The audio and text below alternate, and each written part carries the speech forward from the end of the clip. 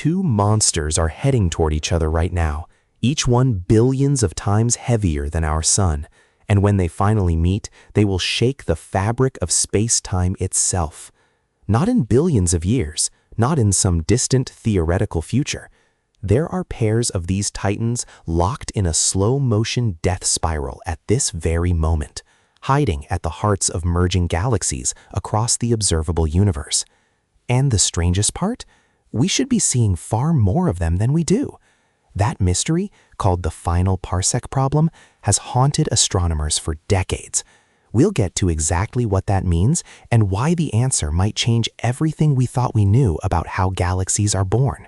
Every large galaxy we've ever studied, including our own Milky Way, appears to have a supermassive black hole sitting at its center. Not a small one. We're talking objects with masses ranging from a few million to tens of billions of solar masses, compressed into a region smaller than our solar system. Our galaxy's black hole, Sagittarius A star, clocks in at around 4 million solar masses. That sounds enormous, and it is, but it's practically a lightweight compared to the giants lurking at the cores of more active, more turbulent galaxies. Now here's the thing about galaxies. They don't just sit still. The universe is not a static painting. Galaxies move, collide, and merge. In fact, galaxy mergers are one of the primary engines of cosmic evolution. Our own Milky Way is on a slow collision course with the Andromeda galaxy, a rendezvous set for roughly 4.5 billion years from now. When galaxies merge, the stars within them rarely actually collide. Space is simply too vast for that. But the black holes at their centers, they are drawn together by gravity, inevitably, inexorably. And what happens next is one of the most violent and extraordinary processes in the known universe. Picture this.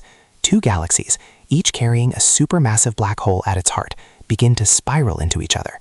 As the galaxies merge, their black holes, now separated by tens of thousands of light years, begin a gravitational dance. Over hundreds of millions of years, the black holes spiral inward, getting closer and closer. This is called a supermassive black hole binary, and we've actually caught several of them at MEACT. One of the most striking examples is a system called OJ-287, a quasar roughly 3.5 billion light-years away, where a smaller black hole, still 300 million solar masses, orbits a titan weighing 18 billion solar masses.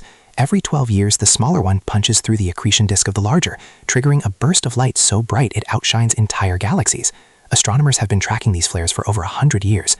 Here's where it gets deeply strange. In theory, as a black hole binary tightens, as the two objects spiral closer together, they should lose energy through a process called dynamical friction, essentially dragging against the stars and gas around them, transferring their orbital energy outward. This should bring them closer and closer until they're separated by just about 1 parsec, roughly 3 light-years. At that distance, gravitational wave emission takes over, and the spiral becomes unstoppable. The two black holes merge in a catastrophic final plunge, releasing more energy in a fraction of a second than the sun will emit over its entire 10 billion-year lifetime. But, and this is the crux of the Final Parsec Problem, the mathematics suggests that the black holes should stall right around that 1 parsec separation.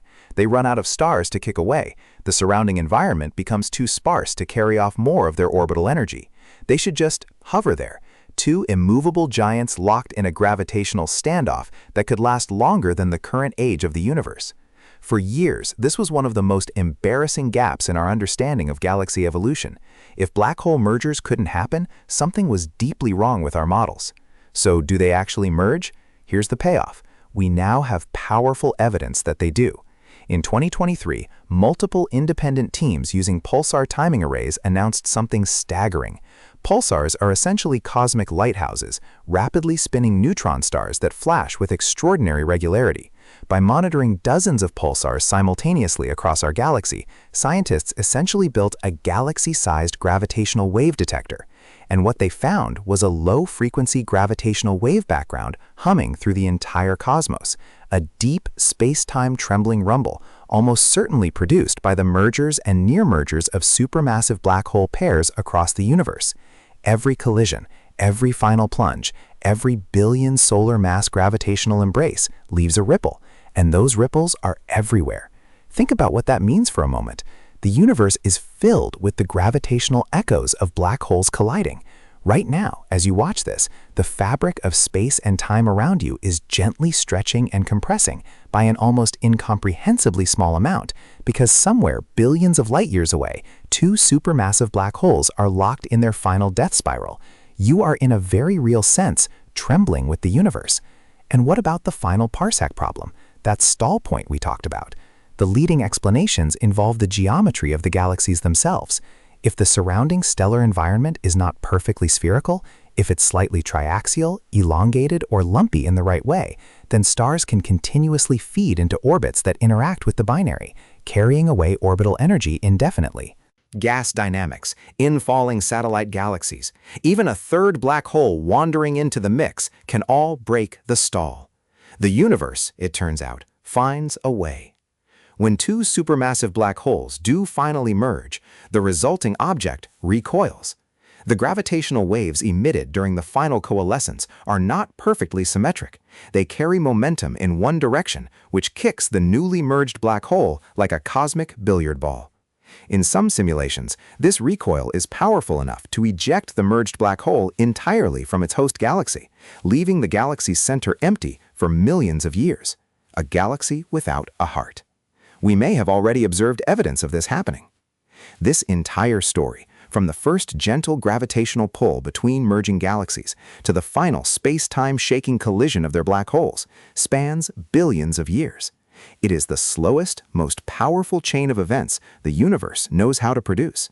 And it is happening constantly, in galaxy after galaxy, collision after collision, across the entire observable cosmos. The universe is not quietly aging, it is churning, colliding, merging, and the deep gravitational hum we've now detected is the sound of that process, playing out on a scale beyond imagination. We are just beginning to read that signal. The next generation of space-based gravitational wave observatories, like the Laser Interferometer Space Antenna, better known as LISA, is designed specifically to hear these supermassive mergers directly, mapping them across cosmic time. Within the next few decades, we may be able to pinpoint individual merging black hole pairs anywhere in the observable universe. We'll be able to watch, in gravitational wave light, the very moments galaxies are reborn. The universe has been telling us this story for billions of years. We're finally learning how to listen. If this kind of deep space storytelling fires something up in you, hit subscribe. There are more journeys like this one coming. And drop a comment below. If you could point LISA at any galaxy merger happening right now, which one would you choose? Next time, we're diving into something that challenges everything we thought we knew about the edges of black holes themselves, the firewall paradox. You're not going to want to miss it.